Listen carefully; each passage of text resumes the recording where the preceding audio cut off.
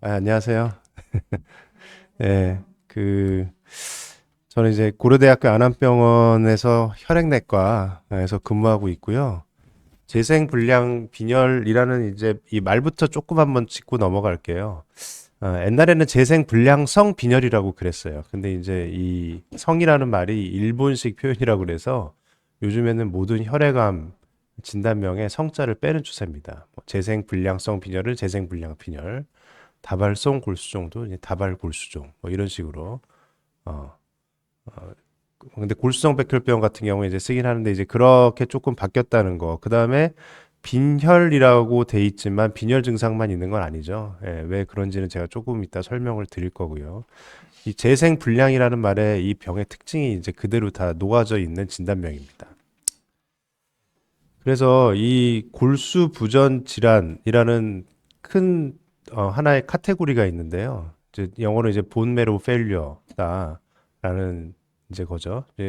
그래서 이 골수에 있는 조혈모 세포가 재생하는데 문제가 생겨서 발생하는 조혈 장애를 아우르는 말입니다. 예. 그 중에 이제 재생불량 빈혈도 있고요. 드물긴 하지만 순적혈구 무형성 빈혈도 있고, 그 다음에 이제 우리가 줄여서 PNH라고 부르는 발색성 야간 혈색순 요증이라는 병도 들어가고, 이제 또 이 양성 질환과 악성 질환, 급성 백혈병과 이 중간에 걸쳐져 있는 골수 이형성 증후군이라는 병이 비슷한 동네에 있는 병들이에요. 임상 양상이 비슷하기 때문에. 그 중에 이제 가장 많은 게 이제 재생불량 빈혈입니다. 그래서 우리가 이 병해를 좀 이해를 하려면 일단 골수가 뭔지 조금 우리가 이해를 해야 돼요. 골수라는 거는 제가 이제 뼈 사진을 들고 왔는데 우리 머리 끝부터 발끝까지 있는 뼈 안은 다 이런 식으로 생겼다고 보시면 돼요. 겉에는 딱딱하고 안에는 구멍이 나 있어요. 이 구멍 난 공간 안에 피를 만드는 세포, 관련된 세포들이 꽉 차 있는 겁니다. 그래서 여기서 이 피를 만드는 세포들이 그걸 이제 조혈모세포라고 그러거든요. 적혈구도 만들어내고 백혈구도 만들어내고 혈소판도 만들어내고 우리 혈액에 돌아다니는 모든 세포들을 이 안에서 만들어서 가운데 있는 혈관을 통해서 유통을 시키는 거예요, 전신에. 우리가 이제 생명이 잉태되고 죽을 때 사망하게 되면은 심장이 뛰기 시작하면서 심장이 멈추면 이제 생명이 끝났다라고 얘기하는 것과 동일하게 생명이 시작되는 순간 조율 기간에서는 24시간 내내 우리가 지금 얘기를 하는 이 순간 내내 이 순간에서도 골수에서는 지금 피를 만들어내고 있어요. 사망하는 그 순간까지. 그 정도로 열심히 일을 하는 기간이거든요. 그래야지 우리가 살 수가 있어요. 근데 이제 이 조혈모세포, 피를 만드는 세포는 우리가 뭐 옛날에 요즘에 이제 잘 뭐 안 쓰긴 하지만 줄기세포 그런 얘기 많이 하잖아요. 가장 우리가 잘 알려진 줄기세포 중에 하나가 이 조혈모세포예요. 줄기세포는 두 가지 특징을 가지고 있을 때 우리가 줄기세포라고 하거든요. 그 하부에 있는 실제적으로 기능하는 다른 세포들을 만들어낼 수 있는 능력이 있어야 되고요. 근데 이제 다 만들어 버리기만 하면은 줄기세포가 없어져 버리니까 안 되잖아요. 자기 스스로 끊임없이 재생을 할 수 있는 능력이 있어야 돼요. 근데 이제 우리 재생불량 빈혈 환자분들은 이 줄기세포가 재생하는 능력이 어떤 이유에 있어든지 간에 손상된 겁니다. 그러니까 항상 피가 부족하다. 빈혈도 올 수 있고, 백혈구도 올 수 있고, 백혈구 감소증도 올 수 있고, 혈소판 모자라서 지혈이 안 되고, 이제 이런 일들이 생기는 거거든요. 그러니까 재생불량이라는 말에 이 병의 특징이 있다는 말씀이 이제 그런 얘기입니다. 그래서 이제 골수 검사를 해보면, 재생불량 빈혈 환자의 이제 골수를 보면 정상적으로는 우리가 이제 골수 검사할 때 처음에는 골수 안에 있는 혈액을 뽑아서 보고 이제 한 번 더 바늘을 좀 깊숙이 찔러서 조직 검사를 하고 끝내잖아요.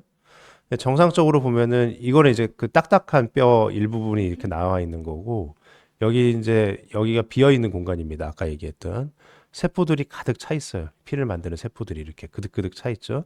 근데 재생불량 분열 이거 이제 중증 재생분열 빈혈 환자의 골수 소견인데 이 가득 차 있어야 되는 이 부분들이 비어 있습니다. 재생이 안 되니까 그나마 있는 애들은 물론 뭐 다 재생이 안 되는 건 아니고 재생이 되는 일부 이 이제 세포들이 있겠지만 이렇게 해서 하얀 게 이게 지방세포거든요. 지방세포로 지금 차 있어요. 그러니까 이 정도로 이제 차이가 납니다. 그러니까 피를 만들어내는 능력이 얼마나 많이 차이가 나겠어요. 그렇죠? 이런 상황이 머리끝부터 발끝까지 모든 뼈가 다 이런 상황이다라고 생각을 하시면 됩니다. 그래서 이제 증상이 아까 절대적으로 피를 만들어내는 혈액을 돌아다니는 혈구 세포들이 이제 부족하기 때문에 다 부족한 경우가 많은데 경우에 따라서는 주로 부족한 게 조금 사람마다 다른 경우도 있어요. 그래서 적혈구가 좀 많이 안 만들어지는 경우에는 빈혈로 인한 증상, 어지럽고 어, 호흡곤란, 특히 이제 계단이라든지 좀 많이 걸었을 때 나타나는 호흡곤란, 그리고 피로감도 굉장히 심하고 무기력증도 심합니다. 그러니까 이런 빈혈로 인한 증상들이 잘 나타나고 또 백혈구 감소증이 심한 경우에는 어, 발열, 열이 잘 나죠. 왜 그러냐면 백혈구라고 하는 거는 이제 백혈구 중에 가장 중요한 게 호중구라고 하는 애들인데요. 호중구라고 하는 애들은 우리 몸에 어떤 세균이나 바이러스나 그런 곰팡이 같은 것들이 1차적으로 침입했을 때 걔네를 가장 1차적으로 막아주는 역할을 하는 거예요. 걔네가 막고 있으면은 이제 그거에 대해서 정교한 다른 면역 체계가 작용을 해가지고 나중에 없애는 방향으로 가는 게 우리 몸의 면역 시스템인데 1차적으로 막아야 될 애들이 부족을 하니까 이제 우리 몸을 활개치고 다니는 거죠. 근데 그래서 이제 뭐 나라로 치면은 국가에 뭐 경찰이나 군인이 없으니까 이제 뭐 외부의 침입이 조금만이라도 있었을 때 그게 큰 문제가 되는 이제 그런 경우가 생기는 거거든요. 근데 이게 그러면은 항상 우리가 깨끗한 환경에 살면은 이런 거를 예방할 수 있냐? 꼭 그렇지만은 않아요. 우리 몸 자체가 이미 각종 세균과 바이러스, 곰팡이들과 같이 살아가는 생태계입니다. 그래서 평소에는 문제를 일으키지 않는 애들이 이렇게 면역력이 떨어져 있는 그런 상황이 됐을 때, 몸 안에 우연한 기회에 침입을 하게 되면은 그게 이제 정상적으로 백혈구 수치나 호중구 수치가 있으신 분들은 아무 문제 되지 않고 해결이 되는데, 그게 이제 갑자기 이제 심한 감염이나 뭐 폐혈증 심하면은 이런 식으로까지 진행이 되는 거거든요. 그래서 이제 열 때문에 응급실로 많이 오시기도 하시고 그렇습니다. 그리고 이제 또 혈소판, 이게 참 삶의 질을 떨어뜨리는 부분인데요. 혈소판이 떨어지니까 혈소판이라고 하는 거는 우리 몸에 이제 지혈을 담당하는 거잖아요. 그래서 뭐 모세혈관이라든지 뭐 큰 혈관이 찢어졌을 때는 당연히 출혈이 있을 수밖에 없지만 우리가 일상생활을 하면서 모세혈관이라든지 이런 데는 충격을 받아서 순간순간 이제 그 파열이 된다 그러는데 그 파열이 됐을 때 혈소판이 딱 다서 달라붙어 가지고 이제 출혈이 되지 않게 출혈이라고 우리가 부를 만한 소견까지 가지 않게 만들어 주는 건데 그런 게 없다 보니까 일상생활 하면서 멍도 심하게 들고 또 이렇게 점상 출혈 빨간색 점 같은 게 이제 특히 팔다리 이렇게 이 충격을 많이 받는 그런 부위에 많이 생기고요. 또 이런 게 심해지면 반상출혈, 이렇게 큰 출혈도 오기도 하고, 또 뭐 구강이라든지 이런 데서 출혈이 생기기도 하고, 또 젊은 여자들 같은 경우에는 생리를 할 때 굉장히 많은 양의 피를 쏟기도 하고, 이제 그런 일들이 생깁니다. 그래서 이런 것 때문에도 이제 응급실로 많이 오시고 심하신 분들은 삶의 질이 참 떨어지는 걸 많이 보는데요. 대표적으로 이제 이런 것들이 종합적으로 나타나는 병이다 이렇게 보시면 돼요. 음. 이게 이제 유럽이나 미국 같은 데서 조사된 바에 따르면 인구 한 100만 명당 2명 정도가 발생을 한다라고 되어 있는데 이 중국이나 일본, 우리나라 이런 데서 나오는 데이터를 보면은 어, 서구라고 하죠. 이제 미국이나 유럽보다 한 두세 배 정도 높습니다, 저희가. 정확한 이유는 잘 모르겠어요. B형 간염 바이러스 때문에 다 그런 거다라는 얘기도 있고, 인도 같은 경우에는 6배, 10배까지 높다고 그러거든요.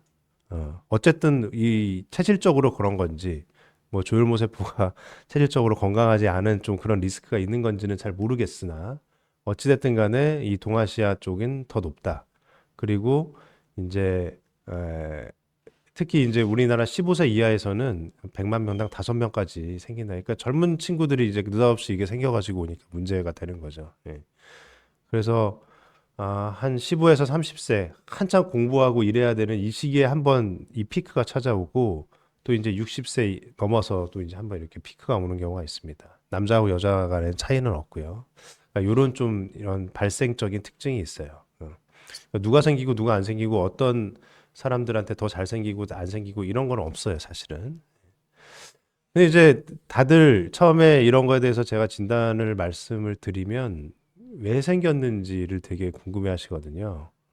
근데 이제 알 수 있는 경우도 있고 모르는 경우도 있는데 모르는 경우가 사실 거의 대부분입니다. 일단은 뭐 어떤 약이라든지 뭐 약이라고 한다면은 뭐 항암제 같은 게 될 수도 있겠고 내가 옛날에 뭐 예를 들어서 뭐 유방암 때문에 방사선 저 항암 치료를 좀 세게 받았다라든가 그런 거에 노출이 돼서 오는 경우도 있습니다.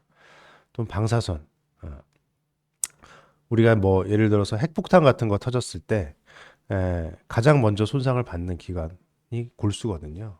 그래서 뭐 영화 같은 거 보면은 방사선에 노출된 사람들이 가장 뭐 이렇게 코피 나고 이런 것들이 가장 나잖아요. 가만히 있을 때 골수에서 피를 못 만들어내니까 골수하고 피부가 재생이 안 돼서 사망을 하는 겁니다. 이제 핵폭탄이 터졌을 때 2차적으로 방사선에 노출이 되면 혈액이 생성이 안 되니까 피가 안 만들어지고 또 피부가 재생이 안 되니까 한번 벗겨진 피부가 다시 재생이 안 돼서 그렇게 이제 사망하는 거고요. 그래서 어쨌든 조혈모세포도 이 방사선에 굉장히 취약한 기관이에요. 또 이런 화학약품.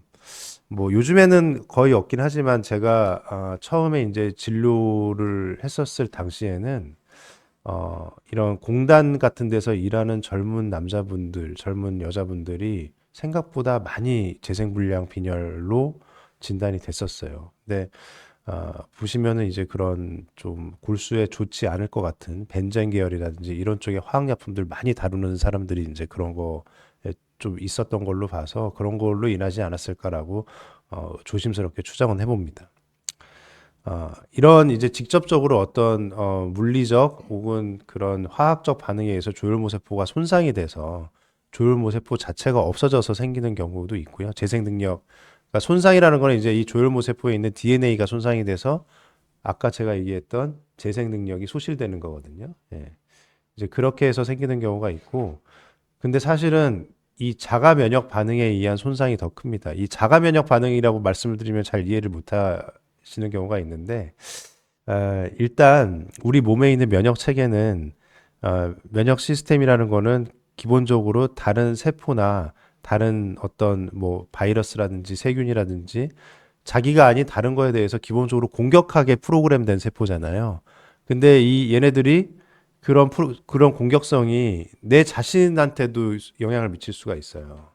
그래서 아, PR을 구분을 시키고 내 자신한테서는 공격을 못하게 이제 세포가 만들어지자마자 여러 가지 훈련시키는 과정이 있는데 그렇다 하더라도 자가 면역이라는 게 생깁니다. 어쩔 수 없이. 일정 부분 생기는 경우가 있고 그게 심하면 병으로 가는 경우가 있어요. 우리 뭐 류마티스 쪽 질환에 특히 그런 게 많은데 뭐 류마티스 관절염이라든지 루푸스라든지 이런 게 이제 그런 것들이 잘못돼서 밸런스가 깨져가지고 오는 대표적인 자가 면역 질환이거든요.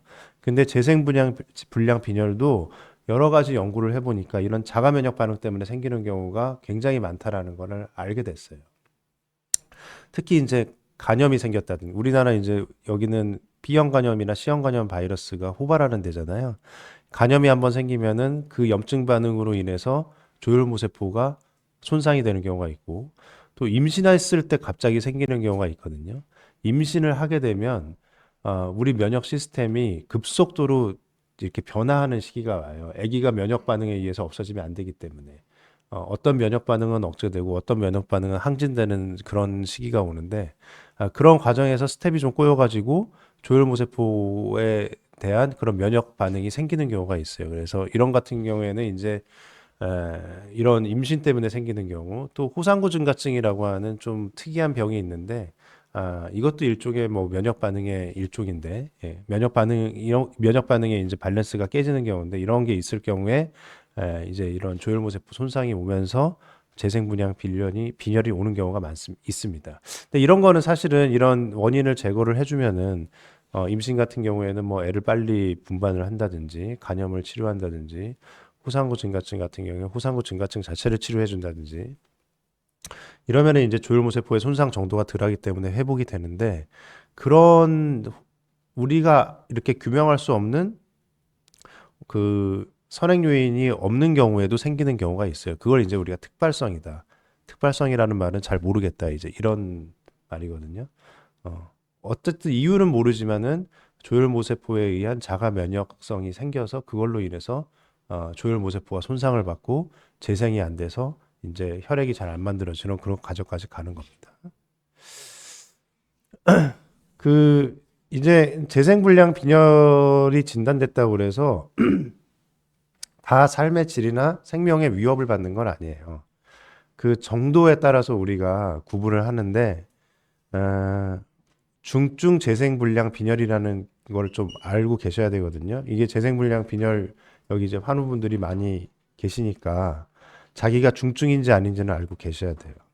우리가 이제 요거는 그냥 쉽게 알 수 있습니다. 이게 이제 그 혈액 검사를 하면은 이제 망상 적혈구라는 거, 호중구수라는 거, 혈소판수라는 걸 가지고 딱 아는데 여기에 이제 일정 기준 이하에 해당되는 게 두 개 이상이 해당되면 우리가 중증으로 분류를 합니다. 이게 왜 우리가 중증으로 분류를 하냐?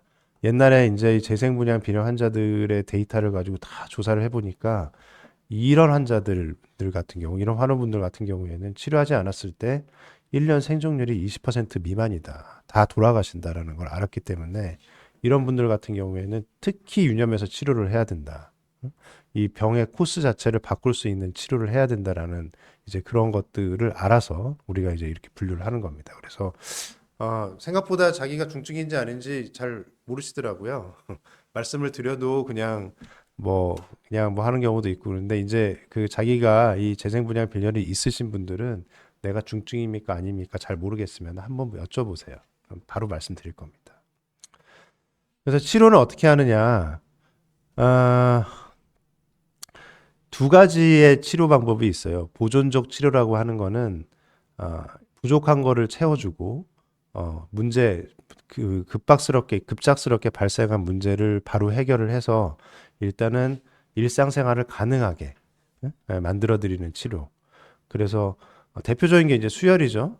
적혈구나 혈소판 같은 경우에는 어, 그 바로 떨어졌을 때 삶의 질이라든지 위험한 상황이 생길 수 있으니까 바로바로 수혈을 해드리는 거고 또 이제 뭐 이런 다나존이라든지 옥시메톨론 같은 이제 남성 호르몬 기량제, 남성 호르몬과 비슷한 역할을 하는 그런 거를 좀 드신 분들이 있으실 거예요. 이런 경우에는 어, 완전하게 회복은 안 되더라도 조혈 기능이 일부 회복되시는 분들이 있기 때문에 특히 이제 빈혈, 적혈구가 모자르는 걸로 이제 문제가 되시는 분들은 이런 분들을 드시는데 생각보다 치료 반응은 그렇게 많이 좋지는 않습니다. 제 경험상 30%가 안 되는 것 같아요. 이런 보고에 반응하시는 분들이. 그리고 이제 근원적인 치료가 있죠. 이 병 자체를 이제 완치시키려는 목적으로 하는 건데 조혈모 세포의 기능을 회복을 조혈 기능, 그러니까 이제 조혈모 세포의 재생력을 회복시켜서 완치를 유도하는 방법인데 조혈모 세포 이식이 이제 가장 대표적인 거고 이제 면역을 억제하는 제가 아까 자가 면역 때문에 생기는 경우가 많다고 그랬잖아요. 그러니까 이 조혈모 세포에 대한 공격성을 억제시켜 주는 거예요. 그래서 조혈모 세포가 굴소 안에서 다시 자랄 수 있게 하는 면역 억제요법. 이 두 가지가 이제 근원적 치료에 해당이 됩니다. 그래서 조혈모 세포 이식은 예전에 이제 골수 이식이라고 많이 불렸죠. 골수 이식. 건강한 조혈모 세포를 몸 안에 주입해서 이 모든 조혈 계열 세포를 이제 기증하신 분으로 완전히 대체해버리는 치료 방법입니다. 그래서 적혈구도 바뀌고 적혈구가 바뀌니까 이제 혈액형도 당연히 바뀌겠죠. 백혈구, 혈소판이 다 이제 기증자의 것으로 바뀌기 때문에 특히 이제 백혈구가 바뀌게 되면 새로 들어온 이 새로 생성되는 백혈구 입장에서는 내 몸이 남인 것처럼 인식을 할 수가 있기 때문에 그것 때문에 또 이제 면역을 조금 조절해 줘야 되고 이런 상황이 생기긴 하는데 어쨌든 이제 이런 목적으로 진행을 하는 거고 방법 자체는 그렇게 어렵지 않아요. 건강한 조혈모세포를 우리 중심정맥을 통해서 주입을 하면 조혈모세포의 특징 중에 하나가 골수로 알아서 기어 들어갑니다. 기어 들어간다고 얘기하기가 조금 그렇긴 한데 그래서 거기서 자기가 자리를 잡고 거기서 다시 재생을 하기 시작해가지고 피를 만들어내는 그런 특징이 있어서 아주 간단하게 우리가 이식을 할 수가 있는 거예요. 그럼 이제 건강한 조혈모세포를 어떻게 획득을 하느냐? 어, 공여자를 먼저 선정을 해야죠. 주실 분. 주시려면은 일단은 HLA라고 하는 그런 유전형이 있는데 뭐 이거 좀 복잡한 얘기니까 넘어가기로 하고 어쨌든 이런 유전형이 일치를 해야 됩니다.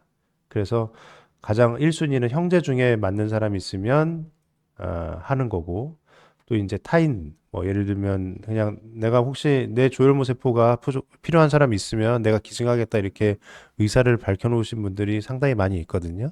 근데 그분들 중에 있는지 한번 검색해보고 거기서 없으면은 이제 부모랑 형제 중에서도 이제 반일치 이식이라고 하는데 형제 중에도 반만 맞는 분이 있을 수 있고 무조건 부모하고는 반밖에 맞지 않거든요. 엄마한테서 반, 아빠한테서 반 낳기 때문에 자기가 이 중에서 선정을 해서 진행을 합니다. 조혈모 세포를 이제 획득하는 방법은 골수에서 직접 채취하는 방법이 있고 이 골수에 있는 조혈모 세포를 말초 혈액, 우리 그냥 이 혈관, 돌아다니는 혈관으로 끄집어내서 거기서 이제 낚시하는 것처럼 조혈모 세포만 채집하는 방법이 있거든요. 그래서 이제 골수에서 직접 채취하는 방법은 조금 번거로운 면이 있어요. 왜냐하면 기증하시는 분을 전신 마취를 걸어가지고 이렇게 수술대에서 엎드리게 해놓고 제가 이거 한 20년 전에 찍은 사진인데 예.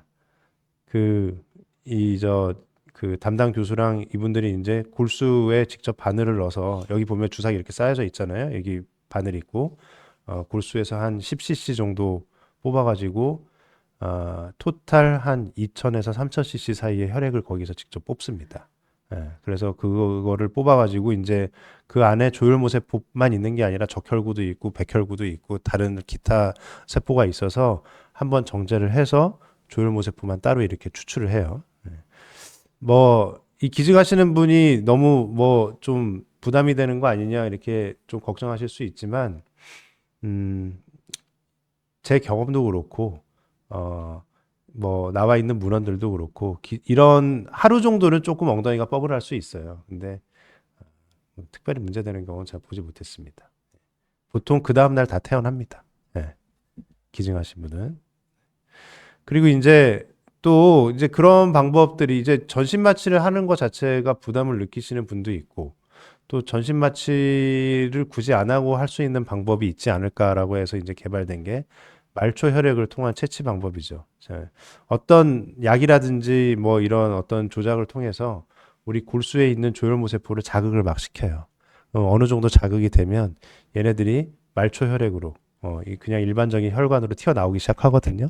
그러면 이제 그거를 이런 기계 이렇게 생겼는데 이 기계에다가 통과를 시키면 통과되는 과정에서 이제 돌아다니는 조혈모세포만 픽업을 해가지고 여기 모으고요. 이렇게 모으고 나머지는 다시 몸 안으로 들어보냅니다.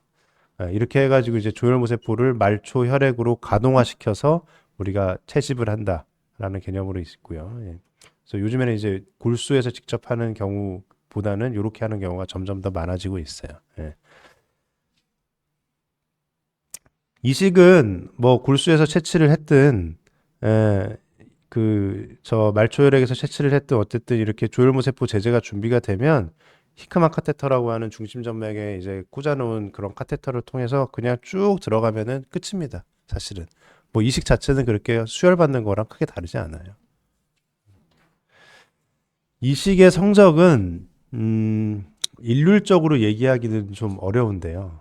어, 대체적으로 거의 다 완치가 된다. 제가 그렇게 설명을 드려요.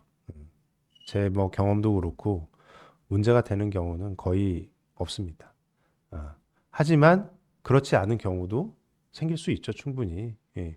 이식이라는 과정을 통해서 어, 그 이식이라는 과정이 그냥 편안하게만 이렇게 가는 건 아니고 몸을 한번 들었다 놓는 과정이기 때문에 이식하는 과정에서 여러 합병증이 올 수밖에 없어요. 해결이 되지만 간혹 가다가 해결이 안 되는 경우가 생길 수 있거든요. 특히 이제 나이가 받는 분이 연세를 많이 그 나이가 많다든지 아니면 이 기존에 수혈을 너무 많이 받은 상태에서 이식을 들어가면 그런 또 합병증이 생길 가능성이 있고 그렇습니다. 그래서 이제 외국 같은 경우에는 40세가 넘어가면은 이식하지 말라고 되어 있는데 우리나라는 뭐 50세까지로 일단은 보고 있어요. 40대에서 이식 성적이 나쁘지 않거든요. 외국에 비해서 월등히 괜찮고 환자 상태만 괜찮다면 저는 50대에도 진행할 수 있다고 생각을 합니다. 네. 네, 그런 좀 차이가 있는데 어쨌든 완치 상태로 장기 생존이 된다. 대부분의 환자가 이제 그렇게 이해를 하시면 되고요. 면역 억제 치료라는 거는 이제 이식을 시행하지 못하는 경우에 우리가 고려를 합니다. 그러니까 이 얘기는 조혈모 세포 그 중증 재생불량 빈혈에 있어서 가장 먼저 고려를 해야 되는 치료 방법은 골수 이식, 조혈모 세포 이식이에요. 예. 근데 이제 어찌됐든 못 하시는 경우가 있을 수가 있죠.